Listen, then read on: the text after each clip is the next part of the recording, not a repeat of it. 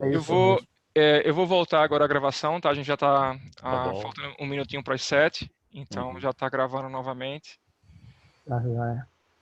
Ótimo, legal. para a gente começar daqui um minutinho.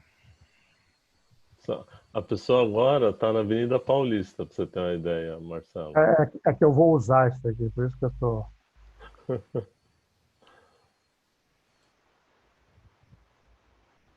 Não. Quero que as Marco, pessoas, quero que as pessoas se sintam um pouco em casa daí, né? é, Marra, você quer fazer a prece inicial? Ou o que é que eu faço? A gente podia ver se um dos nossos alunos assim não está inspiradíssimo hoje e quer colaborar com a gente, quem sabe, né? Alguém se candidata? Quem se candidata aí? Eu, po- Alguém? eu posso fazer um voluntário então aqui? Isso, o que que você acha? Vê aí. Certo, eu vou escolher aqui o nome, tá certo? Tem aqui, quem é Gabriel Sigoto? Foi o primeiro a entrar. Sigoto, eu acho. Isso. Gabriel? Vamos lá, Gabriel? Oi, na verdade eu tô dirigindo, eu posso passar? Deu uma semana aqui. Então, tem uma boa Tá, desculpa então. tá certinho, não? Mandou bem, Gabriel. Vou pro próximo então aqui. Gabriela, já que tava Gabriel, agora é Gabriela. Gabriela Messina. Gabriela? Ai, gente, pode pular? Eu não tô preparada hoje para fazer a prece. Tá bom, então eu vou fazer, tá certo, Marre? Tá. Pronto, eu vou fazer então, pessoal. Ok, gente, então vamos aquietar o nosso coração, acalentar o nosso espírito com o amor que vem do nosso Mestre Maior, nosso Pai e Mãe Celestial de todo o universo. E pedir mais uma vez a Ele a gratidão, pedir mais uma vez a Ele o amor e agradecer principalmente mais essa oportunidade de estarmos aqui reunidos, né, seja online ou através presencialmente com as entidades, né, com os desencarnados que vão estar aqui conosco hoje também aprendendo, estudando, né, e principalmente pedir, né, o carinho, o amor e a recepção, né, de todos os desencarnados que estão chegando, voltando ao mundo espiritual, nesse momento em que a nossa Terra está passando, né, com tantos desencarnados por conta do coronavírus, né, então tem muita gente voltando para o outro lado, precisando de carinho, precisando de amor, precisando de compreensão, e com certeza vão estar recebendo tudo isso, né, com certeza vão estar sendo recepcionados por pessoas amadas, por pessoas carinhosas, por pessoas que estavam esperando eles do outro lado, né, com todo o coração e mente em coisas boas e na caridade. Queria pedir em especial Pai, a nossa amiga Dona Geralda, né, a avó da nossa amiga Wendy, que desencarnou, né, voltou ao berço espiritual na noite passada, que ela possa estar sendo recebida também por pessoas amadas, né, possa estar sendo recepcionada com todo o amor e carinho que ela merece. Então, Pai amado, pedimos mais uma vez a permissão para iniciar a noite de estudos dessa noite, né, com muito amor, com muita gratidão, principalmente por estar podendo fazer isso aqui mais uma vez. Assim seja. Meu Deus. Vamos lá, Silvio. Todo seu. Vamos. Bom dia, bom dia não, boa noite a todos. Bom dia aqui para mim. Deixa eu só agora me ver aqui.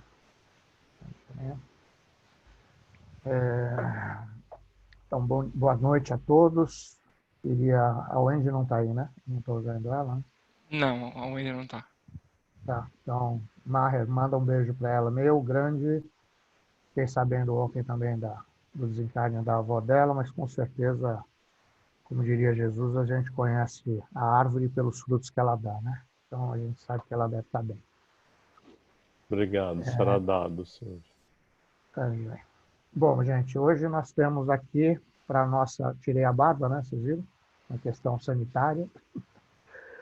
A gente hoje tem, nesse primeiro tema aqui, segundo o nosso programa, os 4 sermões de Jesus, em especial o Sermão da Montanha, né?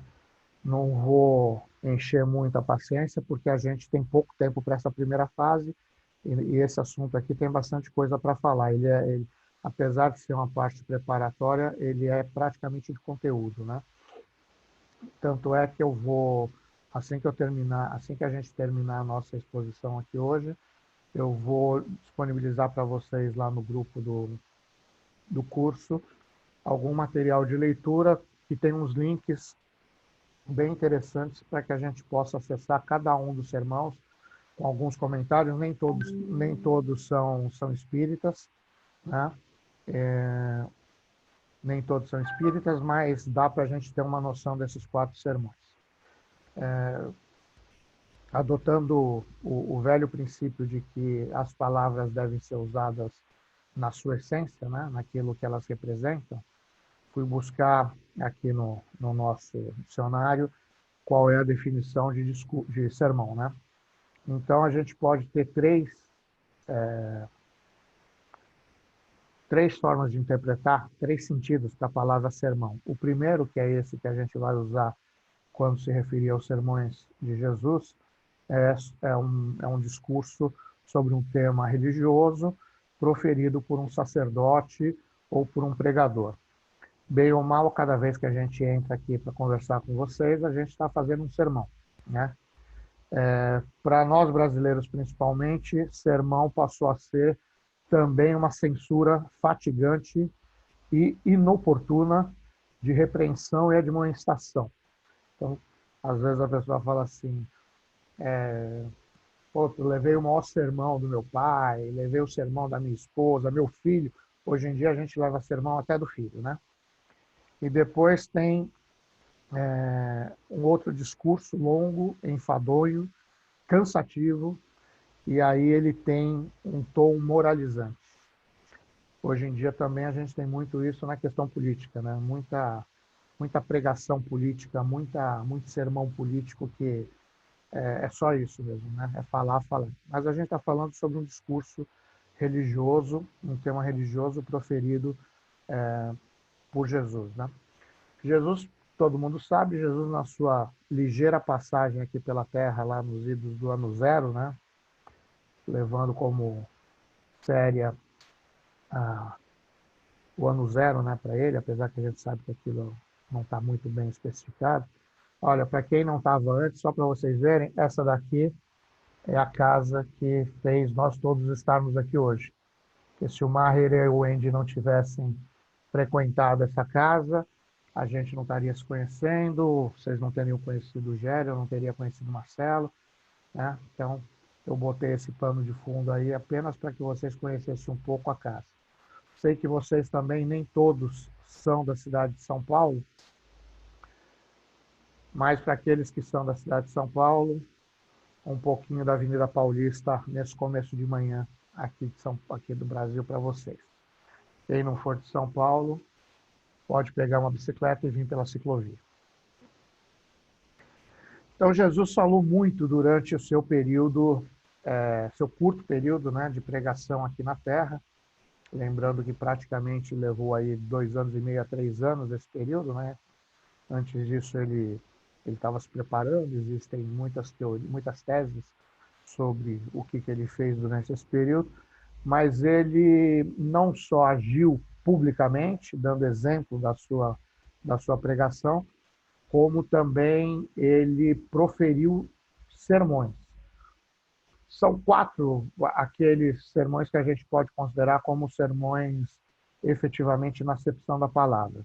Tem o Sermão da Montanha, né, que é o principal, e esse eu vou deixar para falar no final, porque ele é o principal. Depois nós temos o Sermão Profético, o Sermão do Cenáculo e o Sermão dos 8 Ais, né? Entenda como ais, aquele ai de você se fizer isso, ai de você se fizer aquilo. Então, Jesus também tinha o seu lado meio irônico, né? Quando falava. Então vamos lá. Não está na ordem cronológica, tá? E o principal eu estou deixando para o final, que é o Sermão da Montanha. Então vamos começar agora pelo sermão profético, né?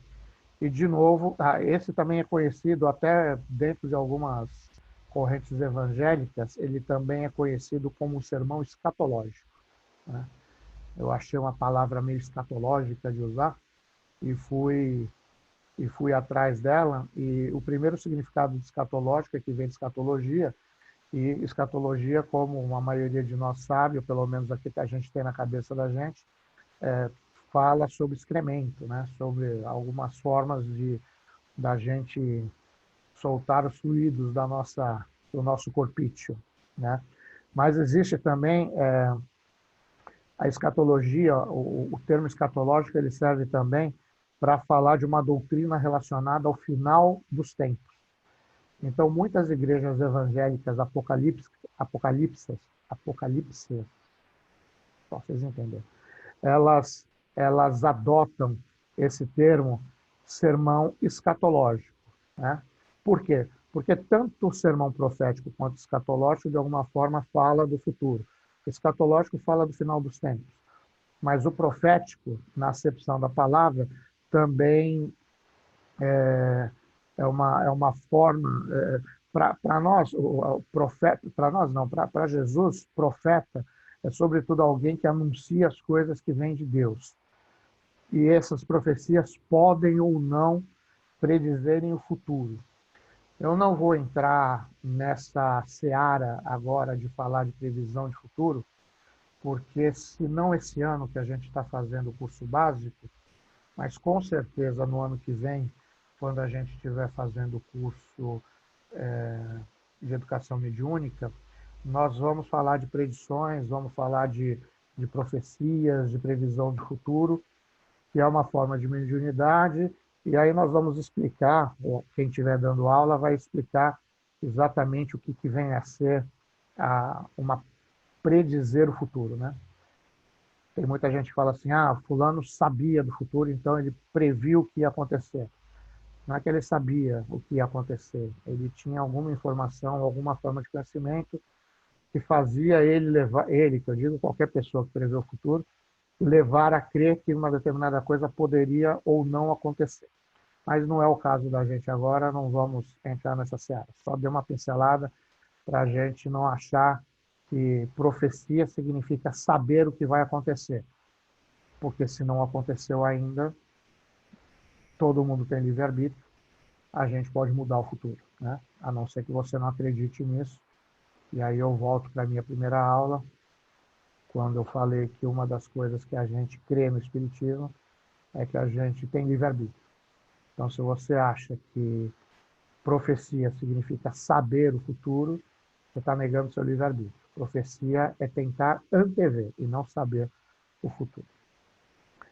Mas Jesus, considerando como tal a palavra profeta, como alguém que fala das coisas de Deus, e que também, ao mesmo tempo, em alguns casos, pode até predizer o futuro, Jesus era um profeta na acepção da palavra. E esse sermão profético, ele foi proferido no Monte das Oliveiras. Muita gente cita o contrário, fala que o Monte das Oliveiras foi onde deu o Sermão da Montanha. Depois a gente vai ver que não é. O Monte das Oliveiras foi dado o sermão profético. E nesse sermão, que eu não vou ler aqui agora, por isso que depois eu vou mandar para vocês o material, porque não daria tempo da gente ler os 4 sermões aqui, e muito menos de dissecar os 4. Nós estamos só dando uma pincelada sobre a importância de cada um. Nesse sermão, Jesus se mostrava uma pessoa meio amargurada com a incompreensão do homem para a mensagem que ele trazia. Então ele procurava mostrar para o ser humano, mostrar para os seus seguidores, seus ouvintes, que o futuro, sem a aceitação da pregação dele, de amar a Deus sobre todas as coisas e ao próximo como a si mesmo, se as pessoas não seguissem esse que é os 2 principais mandamentos, então as coisas vão acontecer de uma forma que a gente não desejava. E também nesse sermão ele faz algumas alguns alertas, ele dá alguns alertas. Então ele fala, é nesse sermão que ele fala que não ficará pedra sobre pedra, daquilo que não seja derrubada, se referindo à derrubada do Templo de Jerusalém, né? Ele fala também do advento de falsos profetas, né? Para a gente tomar cuidado com aquilo que viria, às vezes até em nome dele. Hoje em dia nós temos, sem querer citar ninguém ou nenhum credo especificamente, mas a gente tem vários exemplos, né, de falsos profetas, não só do ponto de vista religioso, mas também, hoje em dia, até do ponto de vista sanitário, nós temos falsos profetas, né? Bom, ele falava também muito da questão da vigilância, né, que a gente deve estar ali, é nesse sermão que ele toca com bastante profundidade a questão do orai ou vigiai, ou do vigiai e orai, né? Ele pede Jesus, olha só, isso aqui que Jesus era extremamente adepto de Kardec, sem que Kardec tivesse encarnado ainda, porque Jesus foi o primeiro nessa linha aí da tradição judaico-cristã, e para nós a tradição judaico-cristã espírita, ele pede para que nós analisemos tudo. É nesse sermão que ele pede para que a gente adote o nosso princípio crítico, que, aliás, o Gera falou bastante na semana passada. Eu assisti a aula da semana passada, agora de madrugada, para ver se eu não ia contradizer ninguém. Tomar cuidado para não contradizer ninguém, porque eu sou muito folgado nesse sentido de dar minha opinião e, às vezes, contradizer algum colega de alguma coisa. Se em algum momento eu falar alguma coisa que contradiga alguém, me desculpa, não foi intenção. Aliás, também, por falar nisso, eu gostaria de pedir desculpa para vocês, porque na minha outra aula, inadvertidamente, eu soltei um belo de um palavrão no meio da palestra, que eu só fui perceber depois que eu fui assistir a palestra sozinho em casa. Me perdoem, mas eu não vou ser mentiroso, provavelmente vocês ouvirão outros. Tá? Eu tenho o péssimo hábito de não gostar de ser santo. O Gera falou que ele é santista, que ele é corintiano, né? Isso prova a existência da reencarnação, as pessoas precisam evoluir de alguma forma, né? E eu sou santista. E eu costumo dizer para os meus alunos, o Maher sabe disso, que eu não gostaria que um aluno meu me visse na arquibancada da Vila Belmiro sendo o que eu sou e depois me visse dando aula sendo o que eu não sou. Então, eu não consigo ser o que eu não sou. Então, às vezes eu solto um palavrão, até porque, como agente de comunicação, né, é a minha área de atuação, tem palavrão que comunica como nada. Não existe nada que comunique tão bem como um palavrão. Então, me desculpem se eu usei e me desculpem se eu usar de novo, que, aliás, é uma oportunidade que eu estou dando a vocês de exercitar o perdão, a condescendência, né? É uma questão, eu estou vendo para ver se vocês estão prestando atenção para perdoar o próximo, né? Então, Jesus fala da análise de tudo, ele fala da falta que a falta de fraternidade poderia trazer muitas guerras, fomes e pestilências, não precisamos comentar muito, apesar que nós estamos vivendo um momento aí de uma pestilência que, ao contrário, apesar que tem alguns exemplos aí de falta de fraternidade, né, nesse momento, até entre algumas nações. Mas a gente sabe que a falta de fraternidade gerou e gera muita guerra, às vezes até em nome de crenças religiosas, como o próprio cristianismo, e ele fala também de um mundo novo para o qual nós não devemos levar as velhas ideias. Nesse sermão, ele fala muito disso, de um mundo novo para o qual nós não devemos levar as velhas ideias. E alguém vai perguntar, o que são velhas ideias? Eu não sou Jesus, mas eu imagino que velhas ideias seja tudo aquilo que tiver sedimentado dentro de nós, pelo qual nós não passamos pela análise que ele pede para que nós passamos. Acredito que seja isso que ele fala de velhas ideias, e aí ele acrescenta o vigiar e orar para que a gente possa lidar com isso. E ele alerta que nesse futuro não haverá isenção de provas para ninguém. É nesse sermão também que ele fala da parábola da figueira seca, né?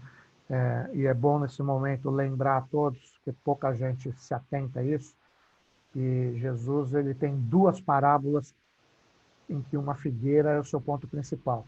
Tem a parábola da figueira seca e tem a parábola da figueira estéril, né? As duas, na verdade, são estéreis. Mas essa daqui, da figueira seca, é aquela que ele amaldiçoa a figueira, que ele fala assim, você não serve para nada, que você seque. Então, tem muita gente que fala que essa história está meio mal contada, que Jesus não falou exatamente desse jeito. Eu aconselho que cada um leia. Tem alguns livros que trazem algumas interpretações, do Caibar Schutter, por exemplo, Paulo Godoy, Paulo Alves Godoy. Vale a gente ler a respeito e tirar nossas conclusões. É nesse sermão também que ele fala da parábola das 10 virgens, né? Não sei se aqui ele já previa um pouco aí o advento do islamismo, né, Mar? Falar de virgem, mas é a parábola em que 10 virgens se preparam para a chegada de um noivo, e tudo leva a crer que casaria com as 10, né? Só que elas tinham que manter uma lamparina acesa para a chegada do noivo. Só que o noivo demorou a chegar, algumas não tinham levado óleo suficiente para a lamparina, as lamparinas se apagaram, e quando esse noivo chegou, só 5 das 10 tinham óleo para receber o futuro noivo. Então, é uma parábola que fala também da preparação para o momento, que você precisa estar preparado para quando chegar o momento. Também vale a pena dar uma lida nessa parábola. E aqui também ele fala da parábola dos 10 talentos, que é uma parábola mais conhecida, que é aquela que o Senhor distribui para seus 3 servos uma determinada quantidade de moedas, vai viajar e quando volta ele presta conta do que você fez com seus talentos. Então, um investiu, dobrou, o outro investiu um pouquinho menos, mas conseguiu um pouquinho mais do que os talentos que o Senhor tinha deixado com ele, e o terceiro enterrou seus talentos para não correr o risco de perder. Então, esse daí também vale a pena. E Jesus também, nesse sermão profético, ele fala um pouco sobre os eventos que aconteceriam depois da sua morte. Esse sermão é um sermão que separa, Jesus tende a separar as pessoas fiéis das pessoas infiéis, levando em consideração, como foi dito na semana passada pelo Marcelo e pelo Gera, que alguns termos também a gente tem que contextualizar. Quando a gente fala de fiel e infiel hoje, a gente pensa naqueles muçulmanos mais radicais, né, que estão à caça dos infiéis. Mas isso daí foi feito dentro de várias doutrinas, como, por exemplo, durante a Idade Média, da Inquisição, né, no período da Inquisição, em que também os infiéis eram caçados, né?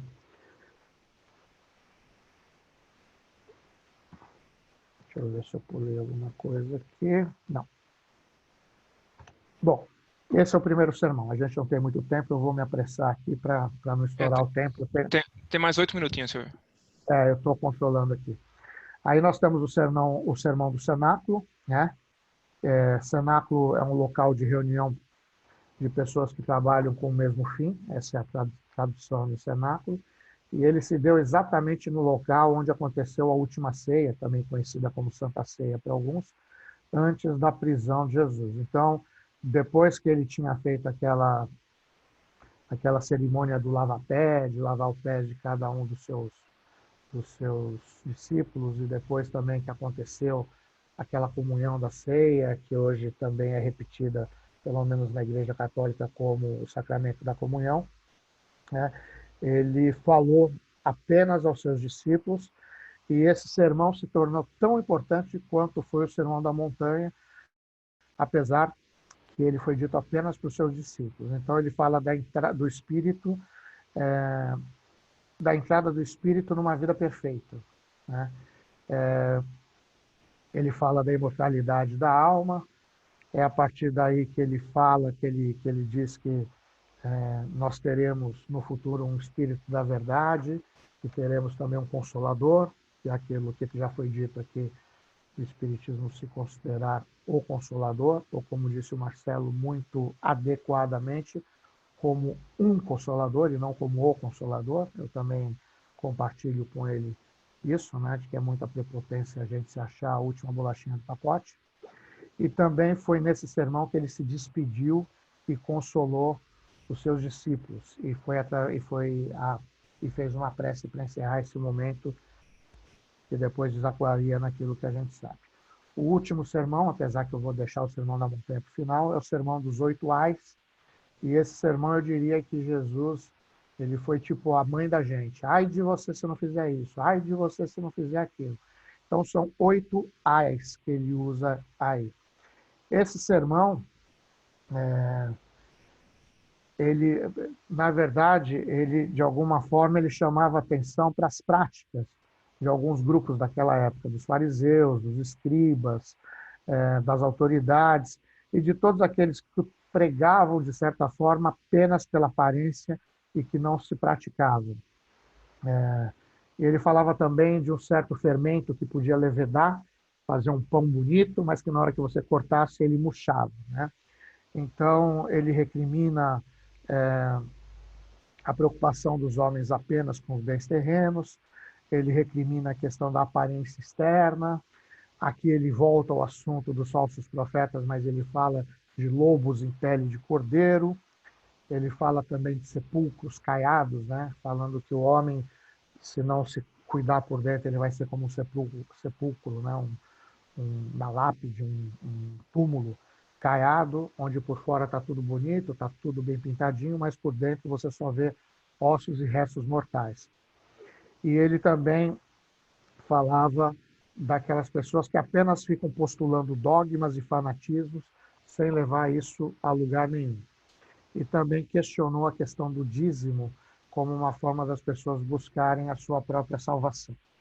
Nesses 4 minutos finais, eu vou tratar do Sermão da Montanha, também conhecido como Sermão das Bem-aventuranças.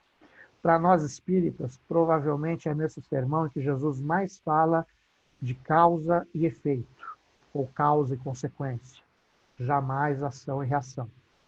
Tem muita gente que usa o termo ação e reação como sinônimo de causa e efeito. Ação e reação é uma lei da física e ela só serve para o mundo material. Então, se você aplica uma força, você recebe da força igual e contrária. Nas leis morais, não é assim, porque senão eu seria obrigado a achar que se eu matasse alguém, eu teria que ser morto pela mesma pessoa. Não é assim que funciona. Isso é ação e reação.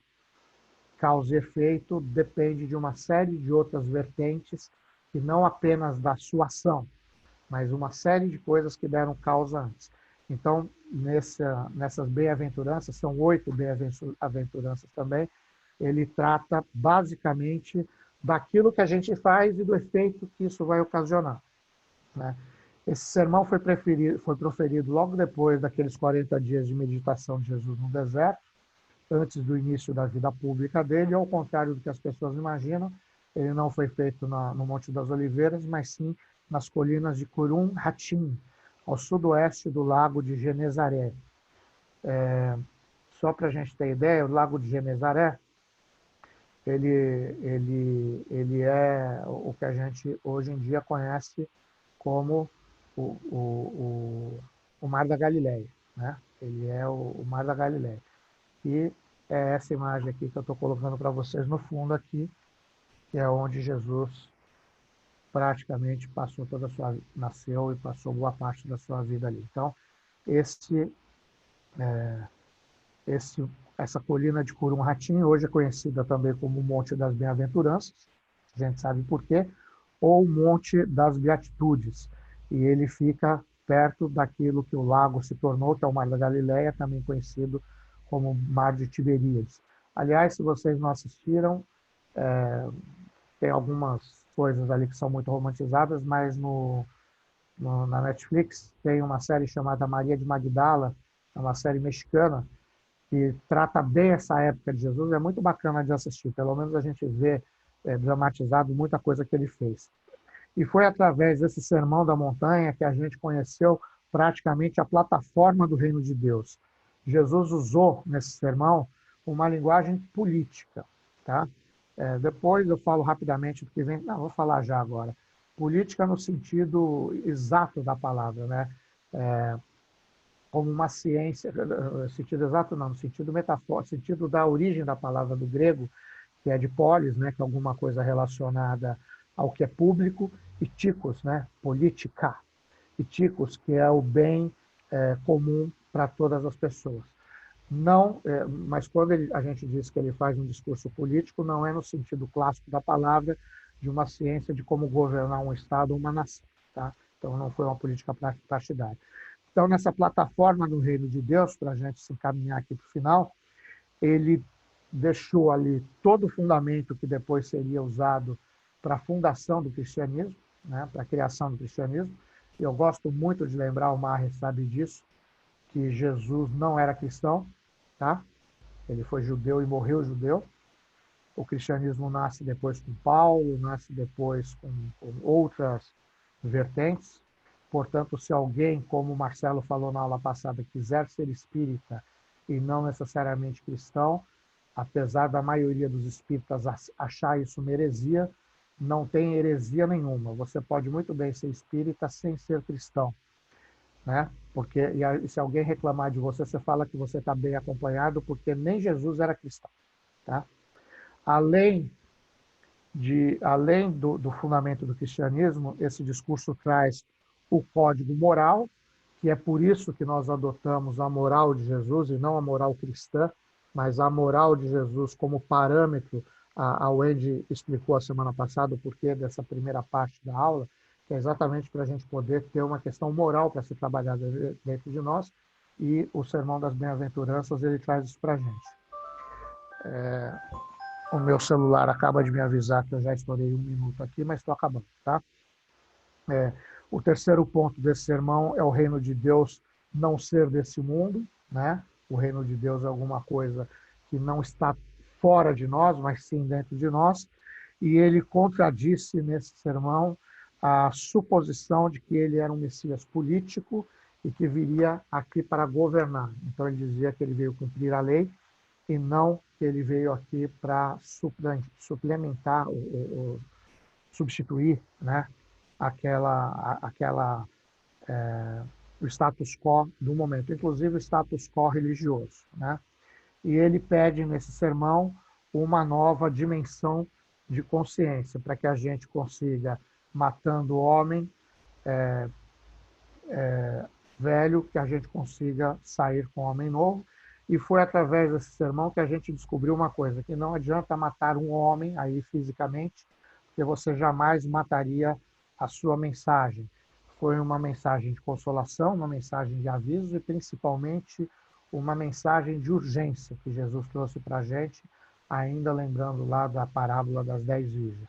E só para lembrar, Mahatma Gandhi, lembrar porque eu sei que já foi dito aqui, Mahatma Gandhi, um dos grandes líderes da humanidade, aquele que conduziu a Índia num processo de não violência que o Maher adora tratar também, conduziu a Índia para o seu processo de independência da Grã-Bretanha.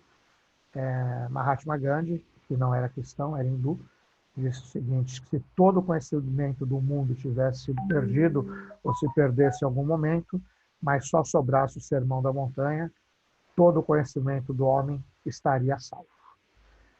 Foi corrido porque esse aqui não é um tema evangélico tradicional, ele é um tema evangélico de conteúdo, então eu tive que correr para dar o mínimo de conteúdo possível. Vou disponibilizar para vocês lá no grupo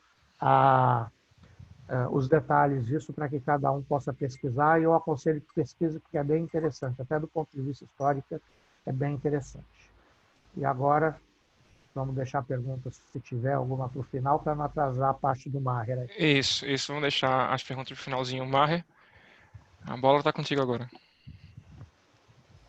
Obrigado, Silvio. Obrigado. Realmente o tema exige bastante coisas, né? Bastante coisa. Então, o Silvio teve que fazer milagre aí, literalmente, para poder tocar da melhor forma possível. Deixa eu só achar aqui com vocês. Espera aí só um minutinho, que agora... Espera aí que eu vou compartilhar com vocês aqui a nossa apresentação. Então, boa noite a todos vocês. É uma alegria a gente estar aqui juntos, falando desse tema tão importante, né? Eu estou de pé aqui porque eu tenho um problema, eu não consigo falar sentado, eu não consigo dar aula sentado. Então, quando eu tiver com 80 anos, vai ser um problema. Vou ter que me amarrar em algum lugar para poder dar aula. Ou alguém aí de vocês possa descobrir um método mais eficaz para poder trocar articulação. Porque eu já estou precisando de 2 joelhos, 2 ombros e um quadril. Se alguém tiver, por favor, pode doar para mim. Tá bom? Então vamos lá. Vamos então. Estão conseguindo visualizar aqui comigo? Tá tranquilo? Dá para ver? Tá sim, você tá compartilhando o seu PowerPoint, mas não agora sim, em modo de apresentação. Agora sim. Legal. Isso. Então a gente vai falar sobre a importância do Evangelho. Basicamente a gente vai falar disso.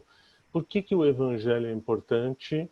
E principalmente o que a gente conhece, nós espíritas temos muito esse hábito de fazer o Evangelho no lar. Mas eu quero começar por um outro caminho. Eu quero falar um pouco sobre prece. E quando a gente fala, vamos fazer uma prece, vamos fazer uma vibração, vamos fazer uma oração, frequentemente as pessoas ficam, mas o que é uma prece? O que significa? Né? Então a gente vai percorrer esse caminho juntos um pouco. Afinal, né, a primeira coisa que eu acho que é importante, eu sou apaixonado pela etimologia das palavras, né? Então eu gosto de entender qual é o significado da palavra prece. Então, vamos pensar, antes disso, que prece é um pedido feito de forma, pode ser escrita, não é? A gente chega lá no centro, a gente coloca lá na nossa caixinha de vibrações. Lembrem, a gente agora, a nossa caixinha de vibração tem que fazer ela virtualmente, né? A gente pode fazer uma prece oral, né? Ou a gente pode até fazer ela em pensamento. Também a gente pode fazer. Uma prece, ela pode ser um pedido de ajuda? Pode. Pode ser um pedido de ajuda. A gente vai ter espaço aí para contestar juntos daqui a pouquinho. Uma prece pode ser uma bênção, né? Eu posso fazer uma prece para que Deus abençoe a toda a humanidade? Eventualmente, eu posso fazer isso. Ela pode ser um agradecimento de algo recebido, também pode ser um agradecimento. Eu posso fazer uma prece dizendo obrigado, Senhor, obrigado, Jesus, obrigado, meus amigos que rezaram por mim, também pode, tá? Agora, tem essa questão que eu gosto muito, né? A gente, frequentemente, pessoal, a gente fala isso, mas não pode pedir na prece. A gente só deveria, na verdade, a gente não deveria só agradecer, Marcelo, pensa nisso, né? Não é só para agradecer, a gente pode pedir, e eu acho isso importante. Eu acho muito importante a gente pensar nisso, por isso que eu trouxe esse tempo. Eu acho que é sempre importante a gente refletir nas palavras de Jesus, né? Ele deixa para a gente já de largada o Pai Nosso.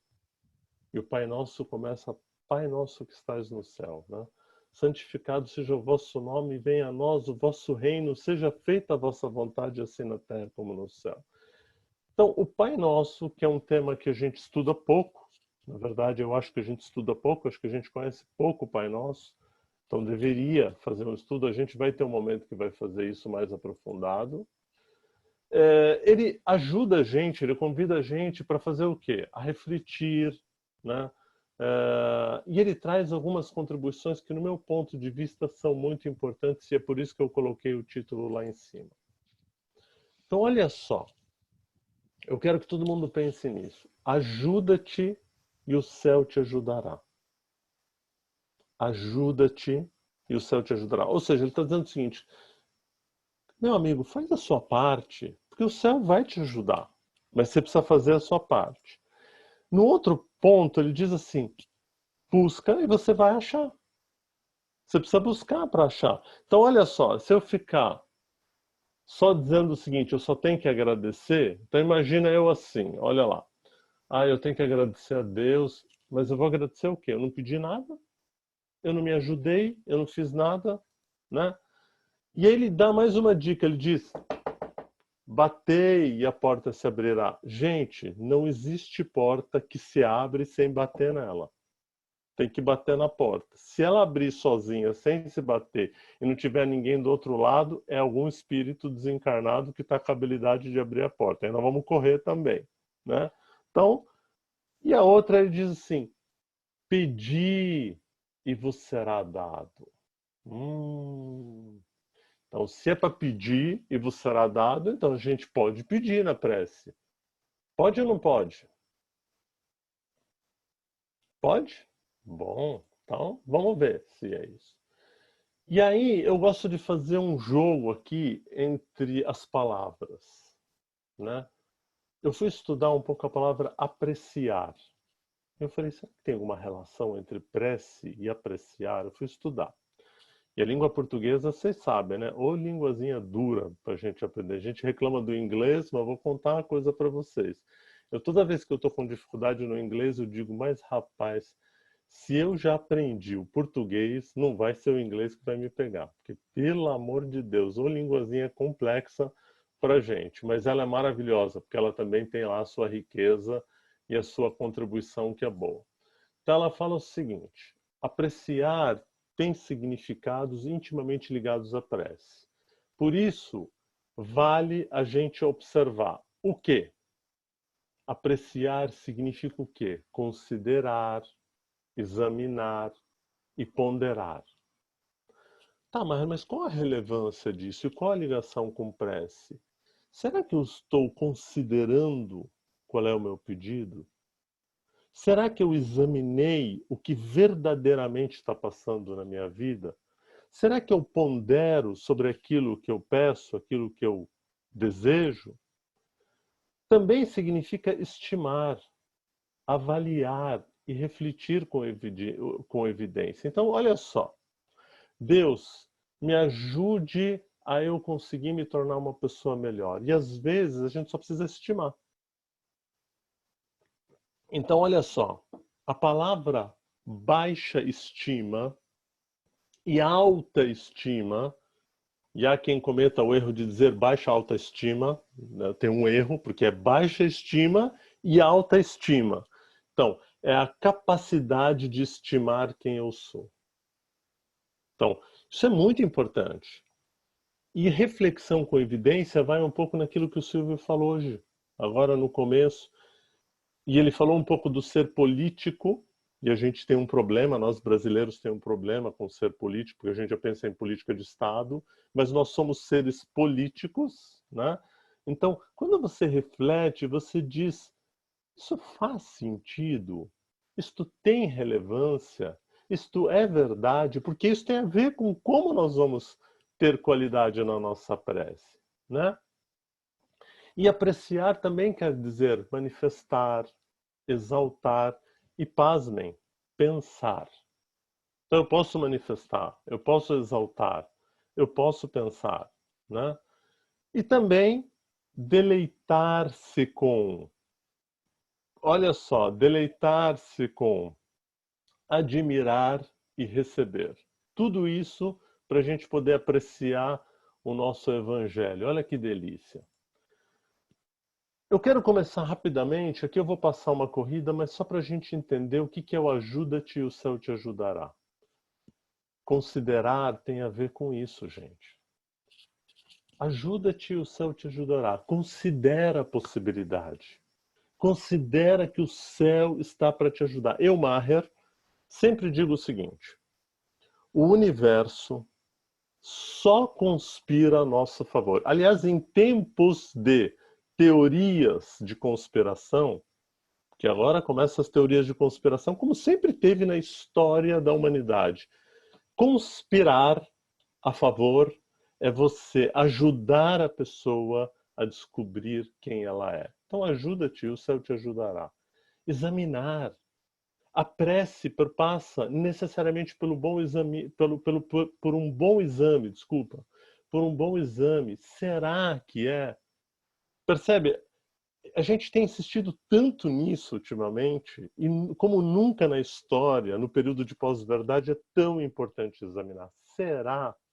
Ah, mas foi o Marcelo, e o Marcelo é meu amigo, ele é lá de Brisbane, o Marcelo sabe tudo. Não sei. O Marcelo é meu amigo de fato, é meu querido, é um estudioso, é alguém que eu aprecio, mas vale examinar. Por quê? Porque o Marcelo é mau sujeito? Não, ele pode fazer uma leitura errada. Só isso. Ponderar. Ponderar, eu acho que é uma das coisas mais difíceis da gente fazer, porque eu tenho que ponderar. Eu tenho que ter essa ponderação e de ter o bom exame de tudo que eu estou fazendo. Então, considerar, examinar e ponderar estão intimamente ligados, ajuda-te e o céu te ajudará. E aí vem a segunda dica, que é buscar e achareis. Está lá, só buscar e achareis. Então eu tenho que estimar, de novo, lembra que a gente trouxe? O que eu estou buscando na vida? Eu, Maher, quero ser cabeludo. Meu filho, erro de estimativa. Eu e o Marcelo Araújo erramos na estimativa. Não vai rolar. Então não dá para buscar aquilo que é impossível. Não dá. Ah, eu queria ter os olhos azuis. Não dá não, filho. O que deu para ser castanho é o que dá para ter. Entende? Ah, eu queria ser igual fulano. Esse é um outro erro que a gente faz. Tá bom? Vamos lá. A outra questão é avaliar, e eu já vou trazer aqui, refletir com evidência, que é aquilo que a gente falou. Então, se a gente vai buscar, eu tenho que saber o que eu estou buscando, eu tenho que avaliar o que eu estou buscando. Porque se você pede, você vai achar. Senhor, eu quero muito, muito, muito, muito ir para a Austrália porque eu quero vencer todas as dificuldades. Aí a gente chega na Austrália e a gente diz o seguinte: poxa vida, mas tem uma aranha aqui, rapaz, que é um negócio de louco. E tem um pássaro doido que dá voo rasante na gente. Bom, meu filho, então você tem que avaliar o que você quer. Percebe? Você quer o pássaro louco ou você quer viver na Avenida Paulista, que essa Avenida Paulista que o Silvio mostrou pra gente é um sonho de consumo, né? Eu nunca na história eu vi a Paulista desse jeito, viu, Silvio Montenegro? Tá? Refletir com evidência, já falamos também disso, mas eu estou deixando aqui no PowerPoint para vocês depois refletirem mais sobre isso. Batei, a porta se abrirá. Ela tem a ver com manifestar, ela tem a ver com exaltar e tem a ver com pensar no sentido de pretender. Se eu vou bater a porta, o que eu pretendo? Eu tenho que pensar na busca daquilo que eu pretendo. Ah, mas o que bater na porta tem a ver com exaltar? A palavra exaltar tem vários sentidos, eu não vou entrar muito aqui nela, fica aí também para vocês pesquisarem. E aí fica também, já vou fazer igual o Marcelo Araújo fez, para o nosso quiz, para quem vai assistir depois.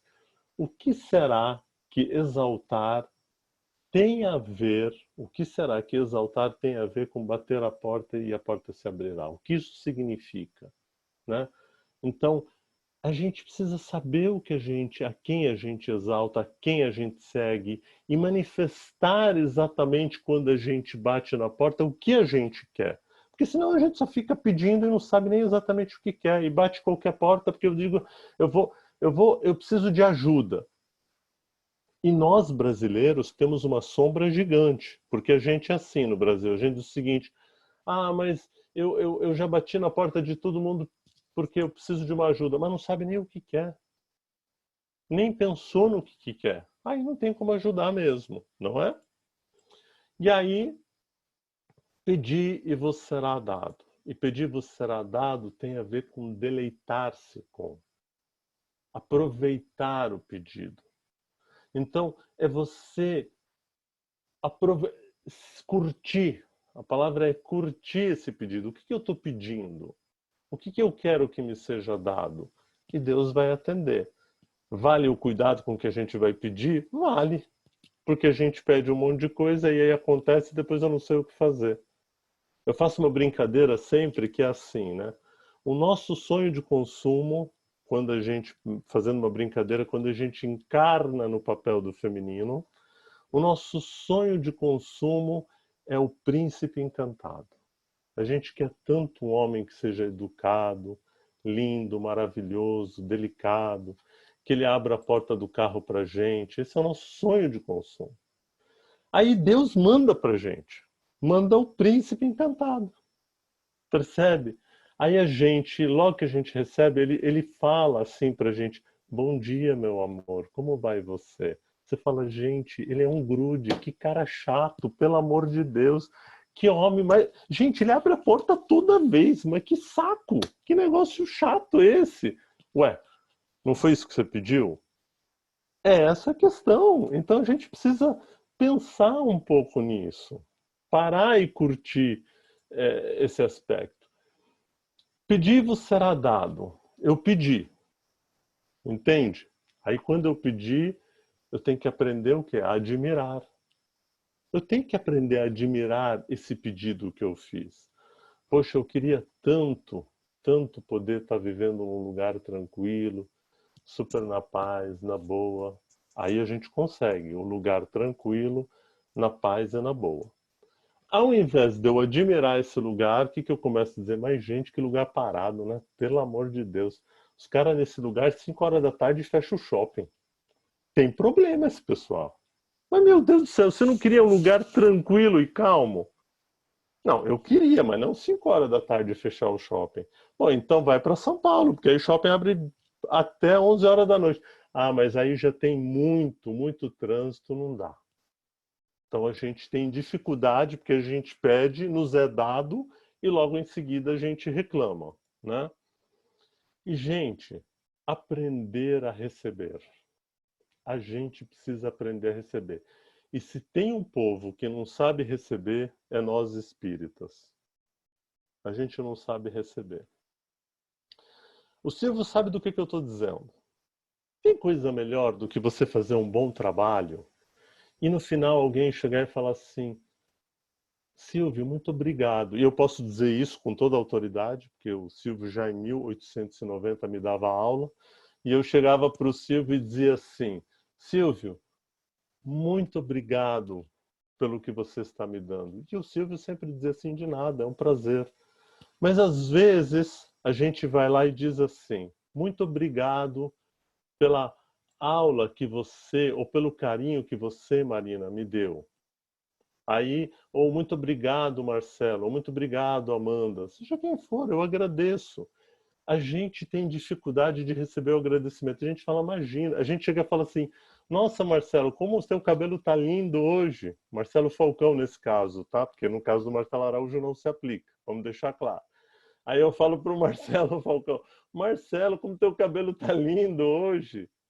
Aí ele vira e fala assim: imagina, são seus olhos. Além de tudo, me chama de cego. Além de tudo, me chama de cego. Quer dizer, ao invés dele dizer assim, dizer assim: muito obrigado, Mário, pela sua gentileza. Lembra por que a gente passou por estimar, por observar, por deleitar-se. Então, a prece tem toda essa conexão importante. Olha essa fofinha aqui. Eu tenho certeza que vocês já devem ter visto esse videozinho. De verdade, Marcelo, você me ajuda agora aqui. Vamos torcer para que o áudio dê certo, né? Mas é porque eu quero já entrar nesse tema que fala sobre a qualidade da prece, tá? Então, eu quero que vocês prestem muita atenção para ver a qualidade desta prece. Vamos lá.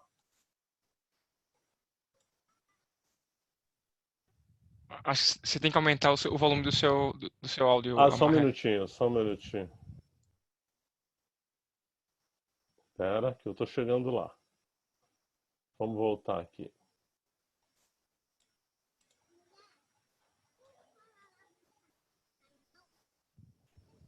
Aumenta um pouquinho mais, mas acho que não tá dando pra ouvir direito ainda não.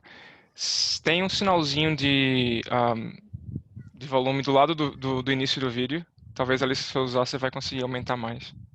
Tá. Isso. Bota no máximo aí.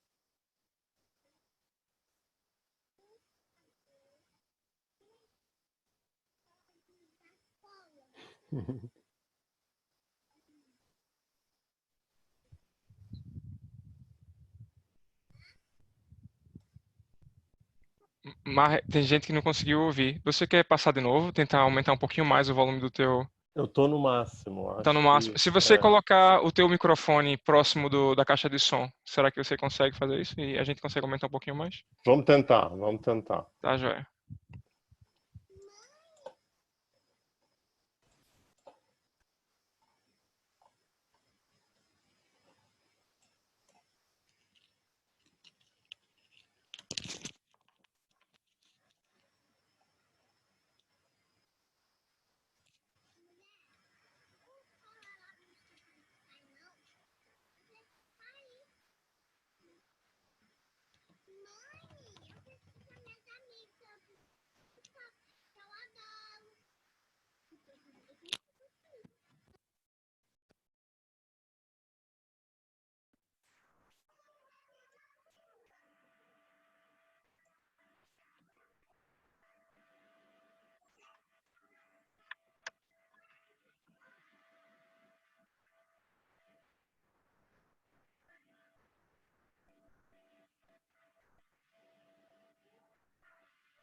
Não, mas a gente vai fazer o seguinte, a gente coloca no grupo depois o vídeo. Eu vou passar para o pessoal Tá ótimo. o videozinho no grupo. Não estão conseguindo ouvir. Tá bom, tá bom. Desculpe a nossa falha técnica. Desculpem, a gente... É engraçado que eu testei e funcionou, mas é sempre assim na hora que a gente faz. Mas assim, em linhas gerais, depois a gente vai colocar no grupo, vocês vão ouvir, mas a coisa mais bonita é que a menina, tá, por causa do confinamento, ela reclama com a mãe, ela diz, mamãe, eu preciso ver minhas amigas. E a mamãe vai explicando que tem o corona. Ela diz, mas mamãe, eu tenho que sair com minhas amigas, não dá assim. Aí ela falou assim, mamãe, não dá para você pedir para papai do céu para dar um jeito nesse corona? Quer dizer, aí ela fala, tá, então vamos fazer uma prece. Ela fala assim, papai do céu, por favor, papai do céu, pede para esse corona ir embora. Né? Em resumo é isso. Depois vocês vão ouvir, porque ela é uma fofa, uma pena que o som não deu muito certo. Mas o que eu quero dizer é o seguinte, eu trouxe esse exemplo para dizer para vocês de que às vezes a gente enfeita tanto para fazer uma prece. Vocês reparem que hoje o Marcelo começou e ele pediu para alguém voluntário, e foi por livre e espontânea pressão, porque não foi por voluntário, viu, Marcelo? O Marcelo é uma espécie de um obsessor também, vamos deixar isso claro, né? Aí ele falou assim, você vai fazer. A gente tem dificuldade de fazer na prece porque a gente criou, através da convenção religiosa, uma ideia de que a prece tem que ser muito rebuscada, muito cheio de coisas. Aí uma criança dessa vai lá e dá uma aula para a gente como é que dá uma prece. Ela dá simplesmente uma aula para a gente como é que faz, né? Eu gosto muito do Evangelho segundo o Espiritismo porque, de verdade, ele nos convida a fugir da hipocrisia. E eu gosto de usar essa palavra hipócrita, porque essa é uma palavra que Jesus usou. Então ninguém vai dizer, nossa, mas está falando de um palavrão. Palavrão é dizer Itacoaquecetuba. Isso é palavrão, né? Palavrão é dizer paralelepípedo. Levei 7 anos, Silvio, para falar paralelepípedo. 7 anos, né? Eu falo com o Silvio porque o Silvio me conhece do tempo que eu tinha sotaque, gente. Pra vocês terem uma ideia, eu já tive sotaque na língua portuguesa. Então, Deus me livre e guarde. Então, hipócrita é aquele que demonstra uma coisa quando sente ou pensa outra. Então, a qualidade da prece, a gente precisa tomar cuidado. Porque, por exemplo, às vezes a gente fala assim, nossa, mas o Silvio naquela aula ele falou um palavrão. O Marcelo, na aula passada, também fez uma brincadeira, né? Qual é o problema? Qual é o problema? Não há nenhum problema. Porque se eu for verdadeiro com quem eu sou, porque ninguém aqui, nenhum dos expositores aqui, fez curso de pós-graduação em santo. Pelo contrário, eu até acho que o expositor é alguém que mais precisa, porque ele consegue ficar 200 anos dando aula para ver se aprende alguma coisa. Porque não é possível que a gente não vai aprender alguma coisa dando tanta aula. Não é, Marcelo? Alguma coisa a gente vai aprender, não é possível. Então, não adianta demonstrar uma coisa e no fundo a gente ser outra. Então, quando alguém fala um palavrão, mas ele diz o palavrão, mas por detrás tem verdade, não necessariamente isso é um problema. Por quê? O grande problema é que muitas vezes a gente dissimula a nossa verdadeira personalidade. E isso é um dos maiores perigos da encarnação. Porque a gente é o que a gente é. Se a gente nasceu com características X, não adianta querer ser Y. A gente pode se aprimorar, mas a gente é o que a gente é. Aquele que manipula com interesse escuso, com interesse próprio, que busca esconder sua verdadeira natureza. A gente não tem que esconder, tem que dizer, eu tenho falhas, preciso melhorar isso sim, qual é o problema? A palavra fingido, né? O hipócrita é um fingido. Ele, lembrando que falso é contrário do verdadeiro. Por quê? Porque uma das preces que nos leva a refletir é a ideia de conhecereis a verdade e a verdade vos libertará. A simulação, um dos grandes pecados que a gente tem. Então, a qualidade da prece, que isso está em Mateus, eu acho que é muito legal. Ele fala assim, eu só trouxe toda a definição de hipócritas para cair nisso. Depois vocês vão ter esse material, claro, vocês vão poder aproveitar todo esse material. Quando ele diz o seguinte, não vai ficar igual aos hipócritas. Que eles oram com os pés nas sinagogas, nos cantos das ruas, entende? A gente faz grandes orações, mas depois a gente sai, como nós espíritas, graças a Deus, já evoluímos, né? Eu tenho convicção que nesse grupo ninguém fala mais mal de ninguém, não é, gente? Tô tranquilo que ninguém mais fala mal de ninguém, né? Fechado isso aí. Então a gente não vai sair falando, nossa, olha o que ele fez. Olha o que ele fez. Não, vai lá e fala para ele. Escreve lá para o Marcelo Araújo, diz assim, Marcelo Araújo, eu gostei da sua música, mas acho que faltou o tom maior aqui na sua cantoria. Vai lá e fala, entende? Acho que isso é importante, né? A qualidade da prece, em São Marcos, ele diz o seguinte, quando vos apresentardes para orar, se você tiver qualquer coisa contra alguém, olha que convite fantástico. Perdoa. Quem já conseguiu perdoar aqui? Levanta a mão. Perdoar de verdade. Olha que legal. Quanta gente levantou a mão. Que maravilha. Ótimo. Isso, a gente conseguiu perdoar. Perdoar significa esquecer? Não dá, porque aquele chute que o Marcelo Falcão me deu naquele dia, e aquele álcool gel que ele jogou na minha cara, eu não esqueço, não. Mas eu compreendo, eu não esqueço, mas eu compreendo que ele fez aquilo porque ele estava se prevenindo, não era um ataque pessoal. Então, aí fica fácil. Aí eu posso dizer, na próxima vez, não precisa jogar no meu olho. Manda eu passar ele. Pronto, aí a gente se resolve. Então, se não perdoardes vosso Pai que está nos céus, também não vos perdoará os pecados. Quer dizer, tem uma corrente do bem rolando. É um pouco, não é um determinismo, se você não perdoar, você não vai ser perdoado. A ideia de corrente do bem, da gente criar essa possibilidade, né? Ainda continuando na qualidade da prece, deixa eu só ver aqui o meu relógio, não estou no horário. Isso também vocês vão ter lá no Evangelho segundo o Espiritismo, que é exatamente a gente entender um pouco as parábolas. Por isso que hoje, no começo da aula, o Silvio falou assim, hoje o tema é um pouco diferente, porque ele tem um cunho mais de informação. A gente precisa entender o que é o publicano, como é que eles funcionavam. Então, a gente precisa aprender a ler isso aqui e aprender, né? Então, tem piedade de mim que sou um pecador. Declaro-vos que este voltou para sua casa justificado, o outro não. Por enquanto, aquele que se eleva será rebaixado e aquele que se humilha será elevado.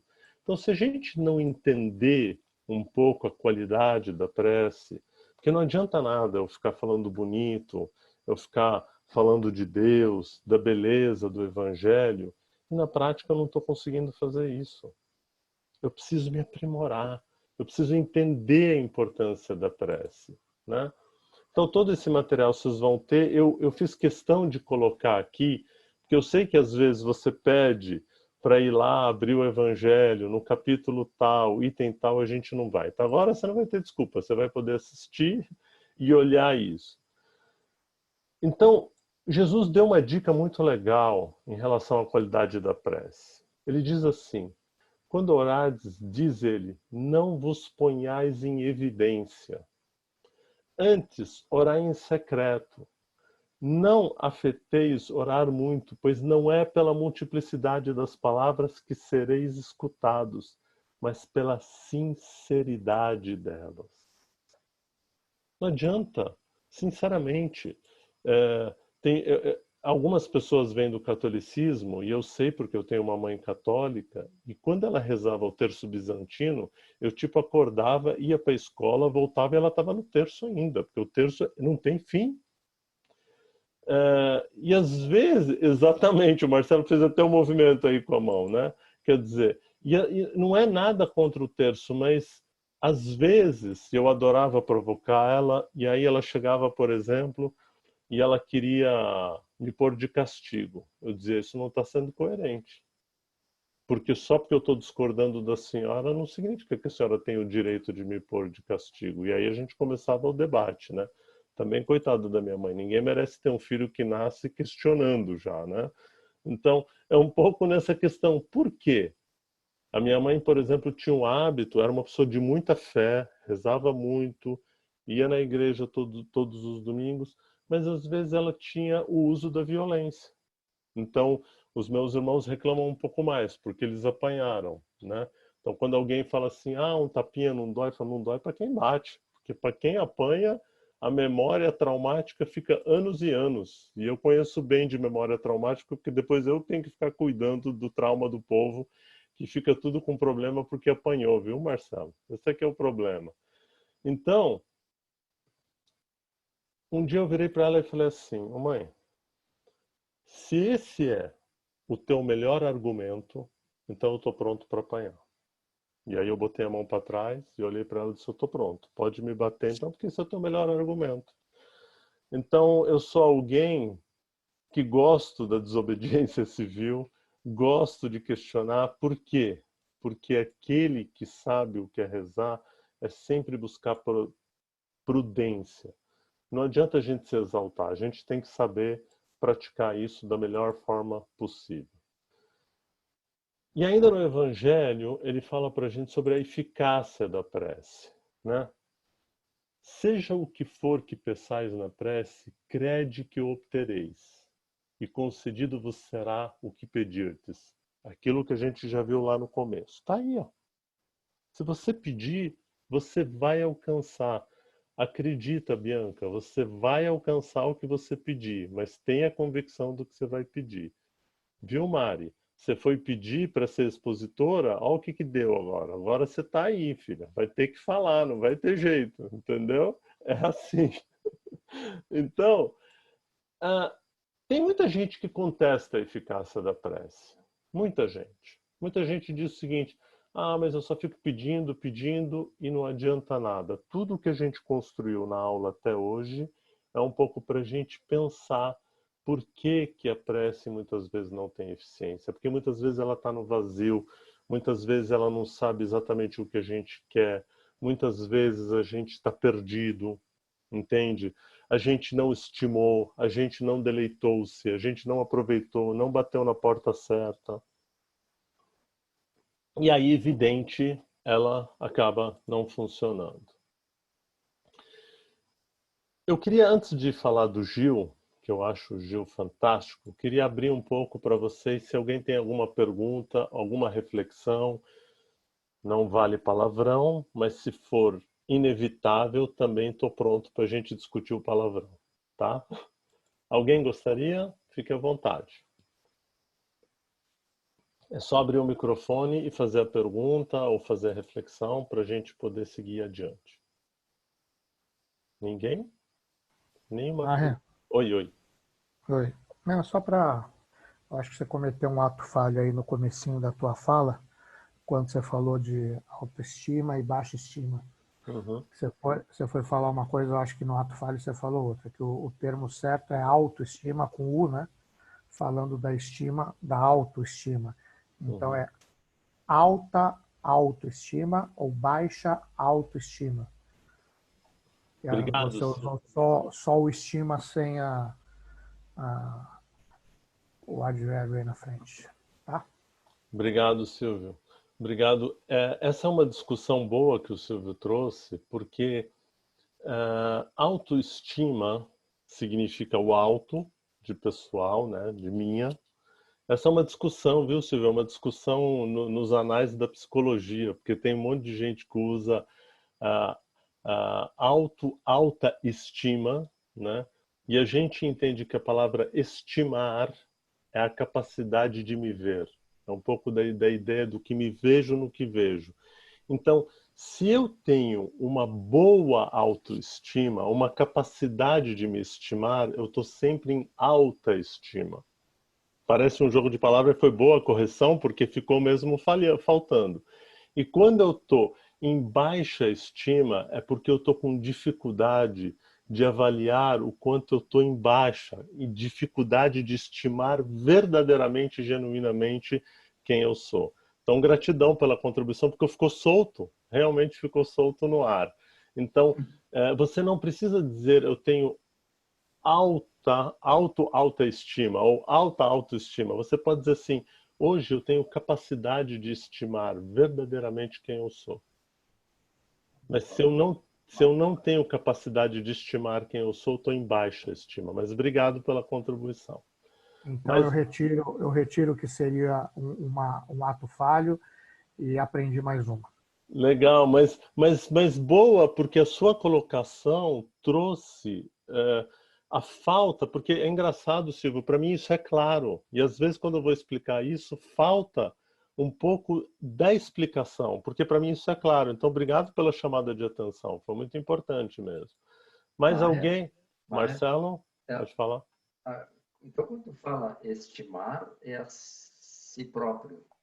Isso, é a Não pode capacidade. dizer que tu tá... Eu tenho uma grande estima pela tua preleção, ou por ti mesmo, ou pelo meu amigo Marcelo, sua habilidade de cantar. Eu posso dizer isso? Eu estimo essa pessoa ou não faz sentido? É que aí tem um outro olhar de estima, porque você está dizendo assim, eu tenho uma estima, eu tenho uma capacidade ou eu tenho afinidade pelo outro. Então eu estimo eu estimo que a Amanda seja uma pessoa do bem, mas eu admiro o quanto ela é uma pessoa do bem. Então também eu acho que é um jogo de palavra complexo, porque essa é a nossa língua, Marcelo. A nossa língua tem tantos sentidos que às vezes nos confunde. Mas o que a gente está se atendo aqui é a capacidade de... Porque estima vem de estimar, de estimativa. Vem de um Sim. cálculo, né? Vem desse aspecto. Não sei se eu te respondi. Respondi? Mais ou menos. Isso merece uma aula para a gente conversar mais. Tá bom? Vamos lá. Então eu quero que vocês vejam como é difícil fazer uma oração. Olha como é difícil. Então, o Gil diz assim: se eu quiser falar com Deus, tenho que ficar a sós. Tenho que calar a voz, encontrar a paz e folgar os nós dos sapatos da gravata do desejo e dos receios. Tenho que esquecer a data, tenho que pender a conta. Ir de mãos vazias, de alma e corpo nu. Porque se eu quiser falar com Deus, eu tenho que aceitar a dor, tenho que comer o pão que o diabo amassou. Tenho que virar um cão, tenho que lamber o chão dos palácios, dos castelos suntuosos do meu sonho. Tenho que me ver tristonho, tenho que me achar medonho e passar de um mau tamanho, alegrar meu coração. Se eu quiser falar com Deus, tenho que me aventurar, tenho que subir aos céus, sem cordas, para segurar. Tenho que dizer adeus, dar as costas, caminhar, decidido pela estrada, que ao findar vai dar em nada o que eu pensava encontrar. Então, às vezes eu acho que eu posso ter uma estima gigante pelo Marcelo, mas se eu não for capaz de estimar quem eu sou, eu não vou conseguir nunca falar com Deus, porque Deus fez de mim a sua imagem e a sua semelhança. E Jesus disse: ó homens de pouca fé, não sabeis que o reino de Deus está dentro de vós? Vós sois deuses e não sabeis. Então a gente precisa aprender isso. Então, olha aqui na eficácia da prece o que ele fala para a gente. Concedido vos será o que quer que pedires pela prece. Tudo que você pedir vai ser possível, né? Fora ilógico deduzir que basta pedir para obter e fora injusto causar a providência se não assedia toda súplica que ele faz, uma vez que ela sabe melhor do que nós o que é para nosso bem. Então, por que esse ponto é importante de ser trazido? Porque às vezes a gente fala assim, mas eu estou pedindo tanto para Deus, por que ele não me dá? Eu sempre costumo dizer o seguinte, vamos lá. Universo, Deus, Alá, Jeová, força cósmica, chama do jeito que você quiser. Deus, como eu disse lá no começo, o universo só conspira a nosso favor. Se você está pedindo e o resultado não vem, para um pouco, pelo amor de Deus. É porque, na verdade, você nasceu como um cão e você está pedindo para miar. Não vai dar, meu filho. Presta atenção. Entende nesse sentido? Então, às vezes a gente diz assim, Deus não me atende. Não é que ele não te atende, ele está lá gritando, dizendo, meu filho, você está pedindo um fardo maior do que você pode carregar, eu não vou te dar isso. Não vou submeter você a esse sofrimento, acredita em mim, é isso que ele está dizendo. Mas a gente é teimoso. Para isso vem o Gandhi, Marina, e arrebenta com a gente. Ele fala assim, desistir, e esse momento agora de coronavírus, povo que está aqui na Austrália, alguns que estavam perto do visto, outros que dizem agora, vou ter que ir embora, não sei o que lá, né? Esse é o momento de citar o Gandhi. Ele diz o seguinte, desistir jamais. Insistir nunca. Presta atenção quem está pedindo e não vem o pedido. Insistir nunca. Mas, Marcelo, persistir sempre. A ideia é persistir sempre. Então, não é que Deus não atende o nosso pedido. A gente está pedindo aquilo que não é bom para a gente. Ele nos poupa. Porque ele é tão generoso que ele nos poupa, né? O que Deus lhe concederá sempre, se ele o pedir com confiança, com coragem, paciência, resignação, ele vai te dar os meios de você tirar por si mesmo das dificuldades. Então, gente, vamos combinar o seguinte, não dá, de verdade, gente, não dá para dizer assim, Deus, passa aí os números da Mega Sena para mim, por favor. Não vai dar. Não vai dar, porque não é essa a ideia, entende? Primeiro, você vai ganhar esse monte de dinheiro. Vai fazer o que com esse dinheiro? Porque a gente tem essa fixação. E esse coronavírus veio para nos ajudar a pensar um pouco nisso. Diz assim, se eu tiver dinheiro, eu resolvo tudo. Tá bom. Você vai ter um monte de dinheiro, vai somar, fazer o que você quiser. Na hora de desencarnar, vai levar aonde isso? O que é que você vai fazer com isso? Fez um bom uso? Aproveitou ou não? Então, às vezes é bom tomar cuidado com o que se pede, né? Então, tomemos um exemplo, um homem que se acha perdido no deserto, a sede o martiriza horrivelmente, né? Desfalecido, cai por terra, pede a Deus que o assista e espera. Nenhum anjo lhe vai vir para dar de beber. Contudo, um bom espírito lhe surge a ideia de levantar-se e tomar um dos caminhos que tem diante de si, por um movimento automático, reunindo todas as folhas que lhe restam. Ele se ergue, caminha, descobre ao longo um regato é uma passagem, ao passá-la ganha coragem. Se tem fé, exclamará: obrigado, meu Deus, pela ideia que me inspirasse e pela força que me desse. Se lhe falta fé, exclamará: que boa ideia tive, que sorte a minha de tomar o caminho da direita em vez da esquerda, ou da esquerda em vez da direita. O acaso, às vezes, nos serve admiravelmente quando me felicito pela minha coragem e por não ter me deixado abater. Mas dirão: por que o bom espírito não lhe disse claramente: segue esse caminho que acontecerá e tudo vai dar muito certo? É isso que ele podia ter dito. Por que ele já não dá o caminho para mim direitinho? Esse Deus deve estar de brincadeira comigo, está de palhaçada, fica me dizendo a esquerda, a direita, é para cima, é para baixo. Um fala para mim, fica em casa. Outro fala, vai trabalhar. Meu Deus, essa é a beleza da vida, meus amigos. Entende? Aí, o que a gente quer?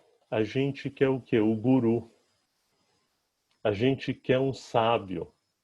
A gente vai lá no atendimento fraterno, no centro espírita, para ver se algum espírito me diga o que eu tenho que fazer. Então, o espírito tem que dizer para mim o que eu tenho que fazer. Até porque, se o espírito errar, Mari, o problema não é meu, foi o espírito que falou. Percebe? Então, a eficácia da prece tem a ver com o aprendizado, tem a ver com a experiência, tem que ir lá dar a cara para bater. E não tem problema. Ah, mas eu errei. Não tem problema. Errou, começa de novo. Nenhum problema. Buscai e achareis. Continua, não tem nada de errado, a gente vai errar. Por exemplo, eu coloquei hoje o videozinho. Achei que ia funcionar. Não funcionou. O que vai acontecer? Amanhã eu vou ligar para o Marcelo. Marcelo, o que nós vamos fazer com esses vídeos? Não está saindo som. O que a gente tem que fazer? É isso, a gente vai aprender. Agora, é mais fácil dizer não, sabe por que não deu certo? Porque eu pedi para o Marcelo Araújo rezar bastante. Mas esse homem de pouca fé não rezou bastante. Por isso que o som não deu certo. É assim que a gente faz. E não é o caso, definitivamente não é o caso. Para a gente ir fechando, porque já estamos por hora, já chegando ao nosso finalzinho, eu adoro essa música e eu quero dividir com vocês, porque a gente está falando de qualidade. E ele diz assim: luz que me ilumina o caminho e que me ajuda a seguir. Sol que brilha à noite, a qualquer hora, me fazendo sorrir. Claridade, fonte de amor que me acalma e seduz. Sabe o que essa luz só pode ser? Só pode ser Jesus. O navegante perdido, a força dos humildes, dos aflitos, paz dos arrependidos, brilho das estrelas do universo. Essa luz, é claro que é Jesus. Sigam em paz no caminho. Eu quero que todos vocês, a partir de hoje, sigam em paz no caminho. Não se preocupa com o corona. Faça tudo o que deve fazer. Tome todos os cuidados que deve fazer. Mas o caminho, a verdade e a vida é você. Por isso eu te sigo, Jesus, meu amigo. Quero caminhar do seu lado e segurar sua mão. Então vamos fazer isso. Não me abençoe. Mão que me abençoa e me perdoa ou afaga o meu coração. Estrela que nos guia, luz divina, amor que conduz. Luz que ilumina o caminho. Luz que nos ajuda a sorrir. Essa luz só pode ser Jesus. Alguém discorda? Por favor, se manifeste agora. Agora, a luz que nos ajuda é só Jesus? Não. A Marina, quando ela tem uma ação X, não vem aqui ao caso comentar, isso é Jesus, Marina. A gente sabe do que você fez. Então isso é Jesus, é simples. Mas não é que a Marina é a melhor pessoa do mundo, mas é porque ela ouviu e ela disse o seguinte: se num momento eu posso ajudar, por que eu não posso ajudar? Só a Marina pode fazer isso? Não. Inclusive, não tem direito autoral, pode copiar ela e se bobear dizer assim, agora vou competir com ela. Só de sacanagem vou ajudar logo é 3. Ela está ajudando 2, eu vou ajudar logo é 3. Boa, né, Marina? Vamos por aí? Então, acho que essa é a ideia. A ideia da gente se ajudar, da gente aproveitar da melhor forma possível. Quando a gente fala de preces inteligíveis, e eu não vou ter tempo de falar tudo, gente, não adianta de fato falar muito rebuscado, porque não dá, né? A gente tem que falar de uma linguagem clara, uma linguagem que as pessoas ouçam. Então, dependendo do público que a gente está, a gente tem que fazer a oração da melhor forma possível. Por quê? Uma vez que ele não entende o que você diz, não é que a vossa ação não seja boa, mas os outros não se identificam com ela. Isso é Paulo dizendo, nada mais, nada menos que Paulo falando isso. A prece tem que ser clara, entende? Eu vou pular aqui, porque nós não vamos ter som, não adianta nada, mas depois vocês vão ler isso, que é a respeito daquele vídeo.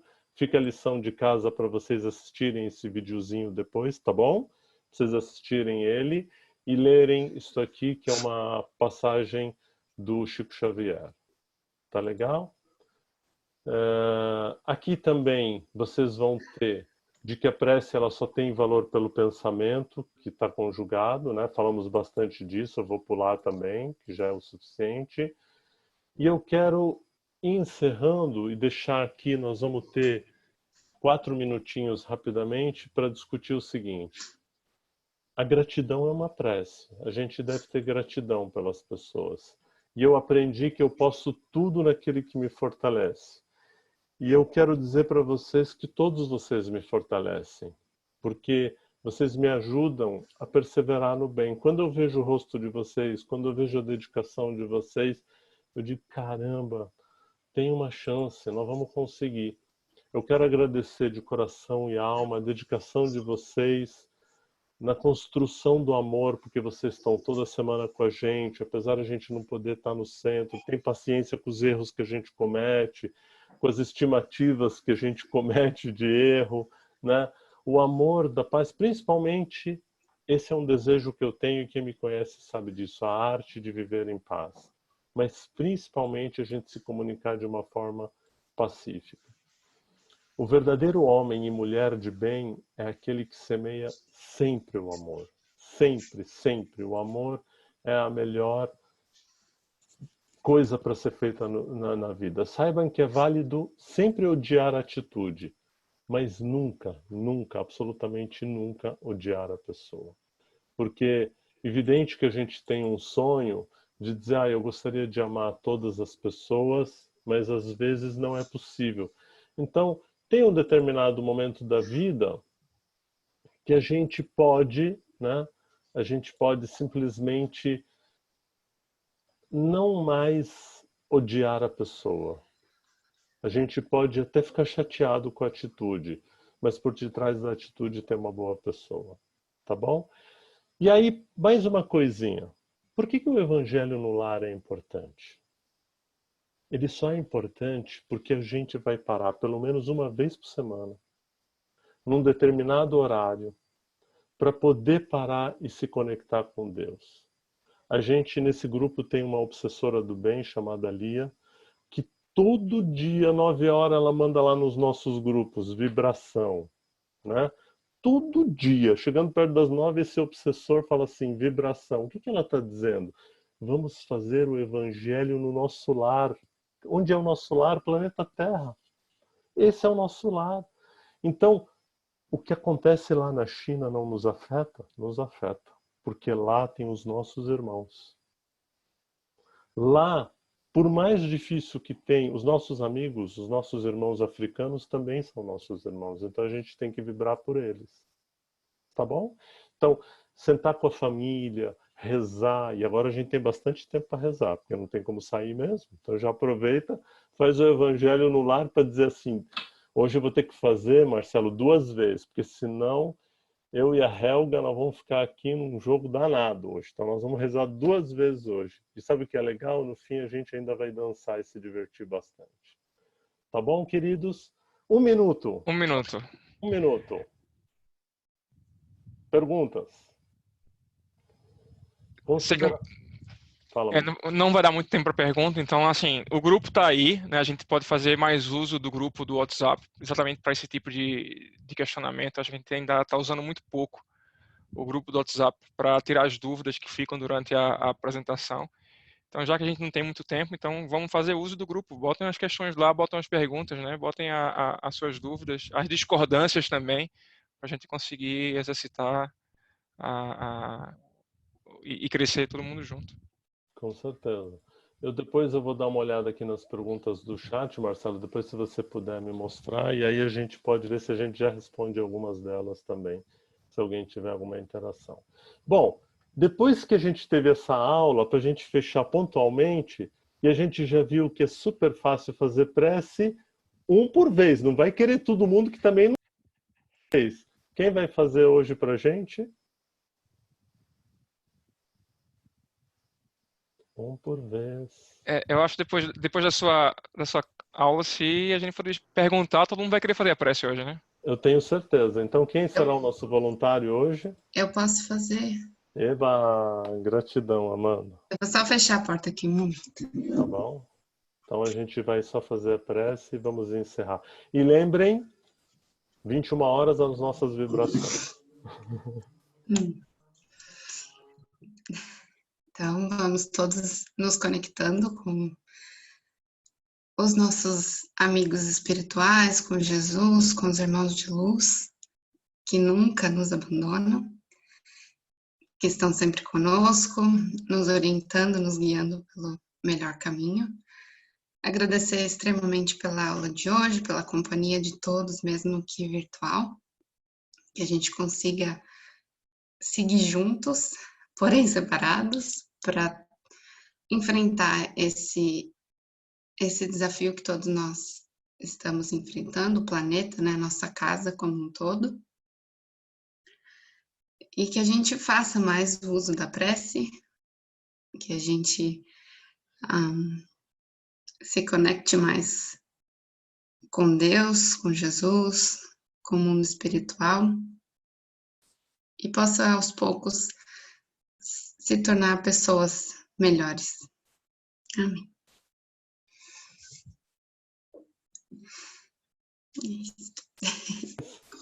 Em nome do Gold Coast Spirit Center, a gente agradece a todos. Muito obrigado, Silvio, pela sua disposição de acordar cedo e nos contemplar com a sua aula. Muito obrigado a todos. Uma boa noite. Obrigado, gente.